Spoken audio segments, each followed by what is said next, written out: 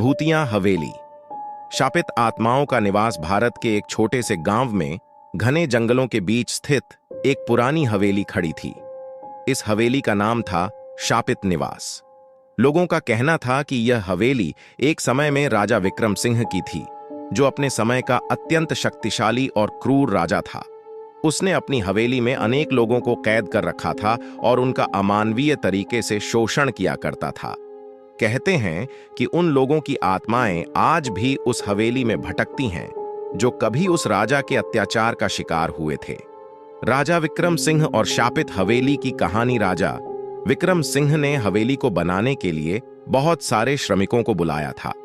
उसने अपनी हवेली को भव्य और खूबसूरत बनाने के लिए कई देशों से कारीगर बुलाए, लेकिन उसकी क्रूरता का कोई अंत नहीं था। काम पूरा होने के बाद उसने सभी श्रमिकों को इस डर से मार डाला कि कहीं वे उसकी हवेली के रहस्यों को बाहर न बता दें। उन्हीं श्रमिकों की आत्माओं ने राजा को श्राप दिया था कि वह और उसका परिवार कभी शांति से नहीं रह पाएंगे और उनकी आत्माएं इस हवेली में सदा के लिए कैद हो जाएंगी। कहते हैं कि राजा विक्रम सिंह की मृत्यु भी अत्यंत रहस्यमय परिस्थितियों में हुई थी। उसकी मृत्यु के बाद हवेली को बंद कर दिया गया और गांव वालों ने उस जगह से दूरी बना ली। लोग कहते थे कि रात के समय हवेली से अजीब अजीब आवाजें आती थीं, चीखने, रोने और हंसने की। कई लोगों ने हवेली के अंदर असामान्य गतिविधियां देखी थीं और इसीलिए कोई भी वहां जाने की हिम्मत नहीं करता था। एक नया आगमन वर्षों बाद जब हवेली की भयावहता के किस्से धुंधले पड़ने लगे, तो एक युवा पत्रकार अर्जुन उस हवेली के बारे में सुनकर वहां जाने का निर्णय लिया। उसे अंधविश्वासों पर विश्वास नहीं था और उसने ठान लिया था कि वह इस रहस्य को सुलझाएगा। उसने अपने दो दोस्तों रिया और विवेक को भी साथ चलने के लिए मना लिया। तीनों ने मिलकर एक योजना बनाई और तय किया कि वे रात के समय हवेली में जाएंगे और पूरी घटना का वीडियो बनाएंगे। उन्हें यकीन था कि वे कुछ नहीं देखेंगे और इस तरह हवेली से जुड़े मिथकों का पर्दाफाश कर देंगे। हवेली के अंदर का सफर जब वे हवेली पहुंचे तो सूरज ढल चुका था और आसमान में काले बादल छा गए थे। हवेली की खंडहर हो चुकी दीवारों पर जाले और धूल की परतें जमी हुई थीं। जैसे ही उन्होंने प्रवेश किया, हवेली के दरवाजे के चरमराने की आवाज ने उनकी रीढ़ में सिहरन दौड़ा दी। अर्जुन ने अपने कैमरे को चालू किया और रिया ने टॉर्च निकाल ली। विवेक ने उनके पीछे चलते हुए दरवाजे को बंद कर दिया। हवेली के अंदर का वातावरण बेहद ठंडा और अजीब था। दीवारों पर पुरानी पेंटिंग्स धुंधली हो चुकी थीं और फर्श पर जगह जगह दरारें पड़ चुकी थीं। अर्जुन ने नोटिस किया कि हवेली के अंदर कुछ ऐसा था जो असामान्य था। उसे लगता था कि कोई उन्हें देख रहा है। पहली मुठभेड़ हवेली की पहली मंजिल पर पहुंचने के बाद उन्हें एक कमरा दिखा जिसका दरवाजा आधा खुला हुआ था। वे तीनों अंदर गए और देखा कि वहां पुरानी किताबों और दस्तावेजों का ढेर लगा हुआ था। अर्जुन ने एक किताब उठाई और पढ़ने लगा। अचानक एक तेज हवा का झोंका आया और कमरे के सारे दस्तावेज उड़ने लगे। वे तीनों हड़बड़ाकर कमरे से बाहर निकले, लेकिन जैसे ही वे बाहर आए, दरवाजा जोर से बंद हो गया। उनकी सांसें तेज हो गईं।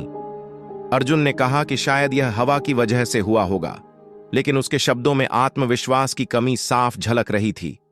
वे धीरे धीरे आगे बढ़ते गए और तब उन्हें एक गहरी गूंजती हुई आवाज सुनाई दी। यह आवाज जैसे हवेली के भीतर से आ रही थी। असली भय का आरंभ वे एक बड़े हॉल में पहुंचे, जहां एक विशाल झूमर लटका हुआ था। हॉल के बीचों बीच एक पुरानी सी दरी बिछी हुई थी और उसके चारों ओर मोमबत्तियां जली हुई थीं। यह दृश्य देखकर उनके रोंगटे खड़े हो गए। अर्जुन ने तुरंत कैमरे को उस दृश्य की ओर घुमाया। तभी अचानक झूमर हिलने लगा। रिया चिल्लाई, यह सब क्या हो रहा है?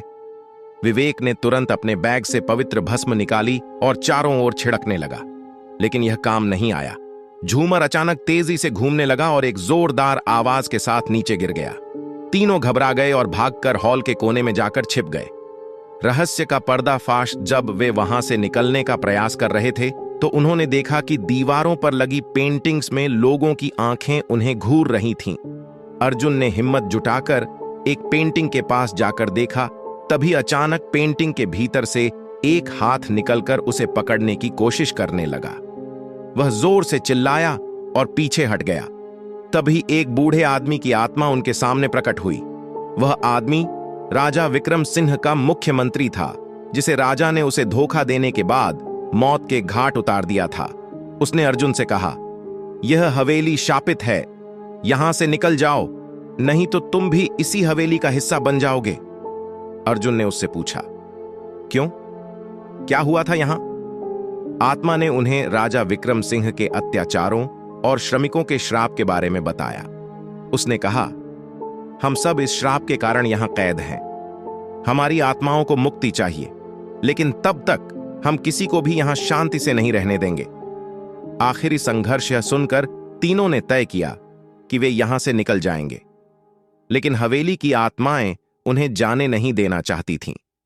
जैसे ही वे बाहर जाने के लिए दौड़े, दरवाजे अपने आप बंद होने लगे।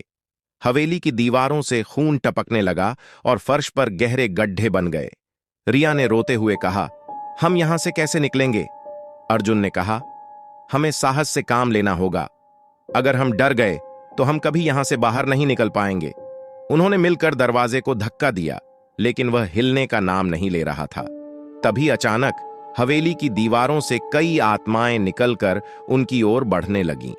उन आत्माओं के चेहरे भयानक थे और वे अपनी लंबी लंबी उंगलियों से उन